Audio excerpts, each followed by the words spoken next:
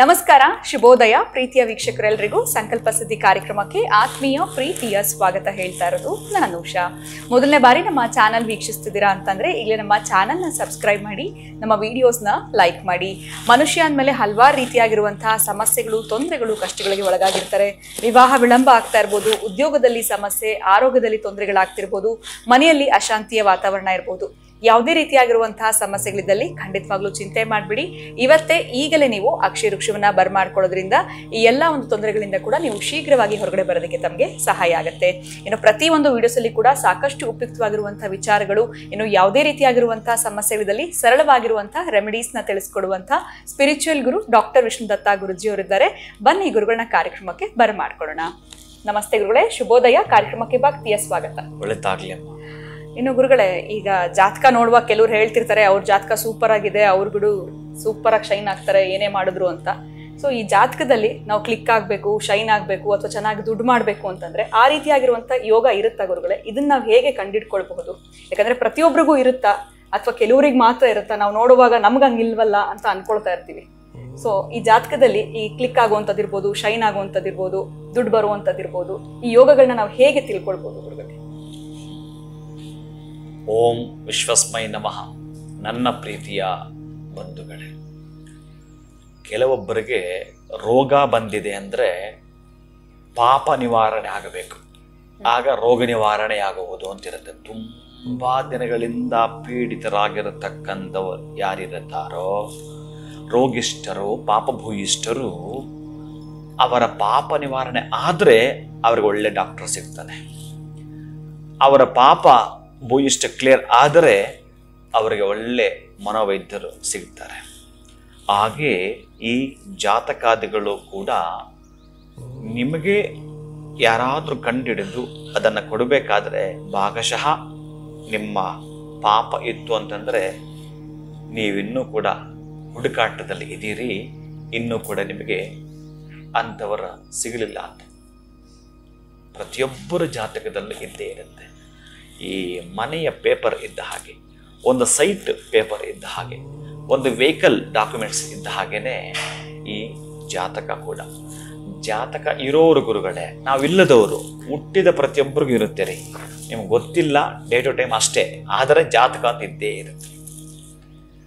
ಯಾವಾಗ ಈ ವೆಹಿಕಲನ್ನು ಮ್ಯಾನುಫ್ಯಾಕ್ಚರ್ ಮಾಡಿದ್ರೋ ಆವಾಗಲೇ ಅದಕ್ಕೊಂದು ಡಾಕ್ಯುಮೆಂಟ್ ಸೃಷ್ಟಿ ಆಗ್ಬಿಡುತ್ತೆ.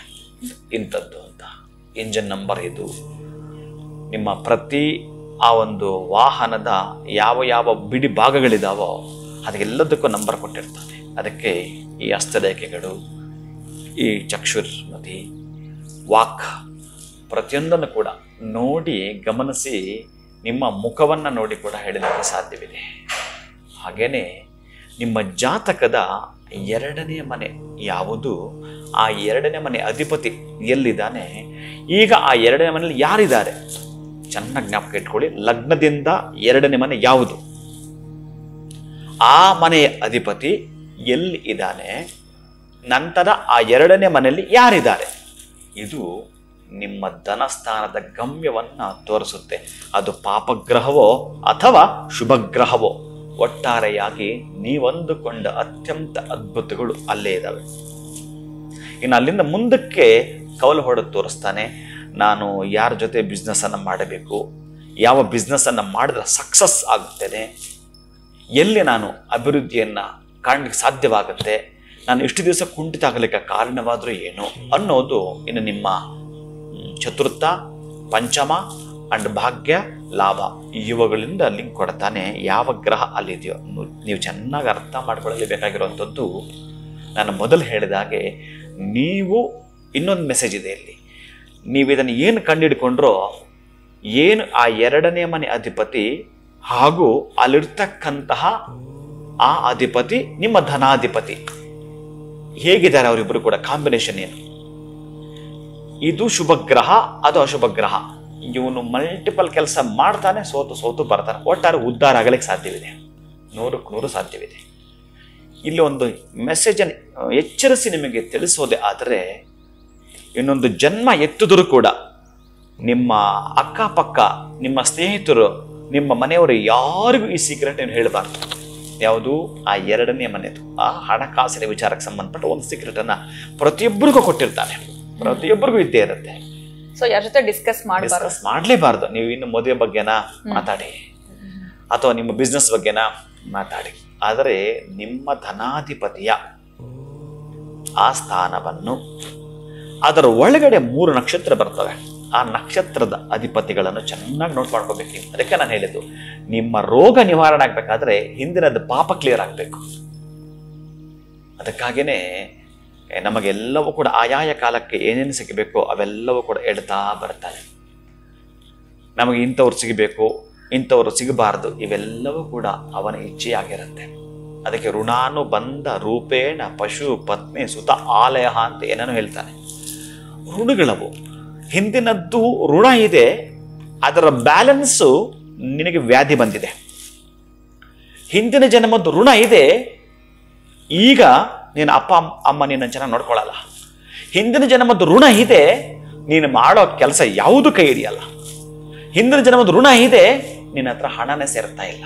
ಒಂದು ದಿನ ಅದು ನೀನು ಮಾಡೋ ಆ ಪೂಜೆ ಈ ಪೂಜೆ ಅಥವಾ ಯಾವುದೋ ನೀನು ಹೋಗಿರೋಂಥ ಕ್ಷೇತ್ರ ಅಥವಾ ಇನ್ನೊಬ್ಬರಿಗೆ ಮಾಡಿರೋಂಥ ಸಹಾಯ, ನೀನು ಇನ್ಯಾರಿಗೋ ಕಣ್ಣೀರು ಒರೆಸಿರ್ತೀಯ. ಅಲ್ಲಿ ತನಕ ಹಂತ ಹಂತವಾಗಿ ಈಗ ನೀನು 100 ರೂಪಾಯಿ ದುಡಿಬೇಕು ಅಂತಂದರೆ 100 ರೂಗಳಂತ ಹಾಕ್ಕೊಂಡಿರು.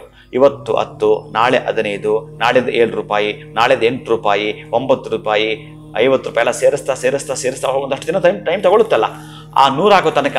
ಹಾಗೆಯೇ ನಿನ್ನ ಪಾಪ ಒಂದಷ್ಟು ಗ್ರಾಮ್ ಇಷ್ಟು ಗ್ರಾಮ್ ತೆಗಿತಾ 100 ಇದ್ದದ್ದು ಭಾಗಶಃ ತೆಗೆದು ಬಿಡುತ್ತಾನೆ.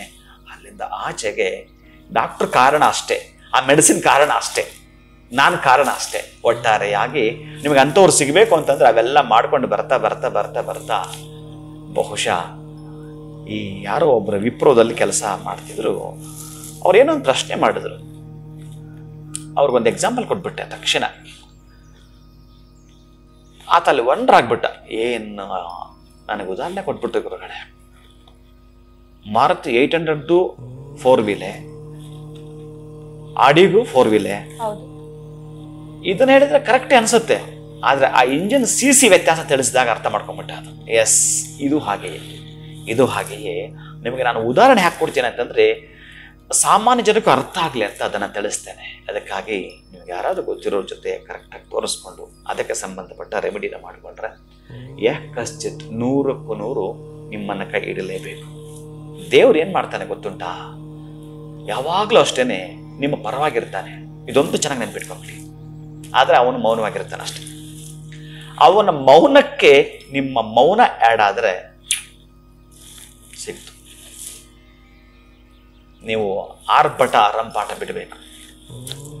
ಬೆಳೆಯಬೇಕಾದರೆ ಎಷ್ಟು ಜನ ನಿಂದಿಸಲಿ, ಕೂಗಾಡಲಿ, ವಿಲವಿಲಂತ ಒದ್ದಾಟ ಮಾಡಲಿ, ಕೋಪ ಮಾಡ್ಕೊಳ್ಳಿ, ಬೈಯಲಿ, ನೀವು ಒಂದು ಗಮ್ಯವನ್ನು ಇಟ್ಕೊಳ್ಬೇಕು. ನೀವು ಒಂದು ಕ್ಯಾಲ್ಕುಲೇಷನ್ ರಿಸ್ಕ್ ಅನ್ನ ತೆಗೆದುಕೊಳ್ಬೇಕು. ನಾನು ಮುಂದೆ ಬರಬೇಕು ಅಂತ ಬರೆದಿಡಬೇಕು. ಇದಕ್ಕಾಗೇನೆ ಬಹುಶಃ ನೀವೇನಾದರೂ ಮಾಡಿಕೊಳ್ಳೋದು ಅಂತಿದ್ರೆ ನಿಮಗೆಲ್ರಿಗೂ ಒಂದು ಅದೃಷ್ಟದ ಕೀ ಅಂತ ಬಹುಶಃ ನಾನು ಕೊಡುತ್ತೇನೆ. ಅದೃಷ್ಟದ ಕೀ ಅಂತ ಇವರೆಲ್ಲ ಒಂದು ಸಂಪರ್ಕಕ್ಕೆ ಬಂದರೆ ನಾನು 100ಕ್ಕೆ 100 ಈ ಶ್ರಾವಣ ಮಾಸದಲ್ಲಿ ಮಾಡಬೇಕಂತ ಪ್ಲ್ಯಾನ್ ಮಾಡಿದ್ದೇನೆ.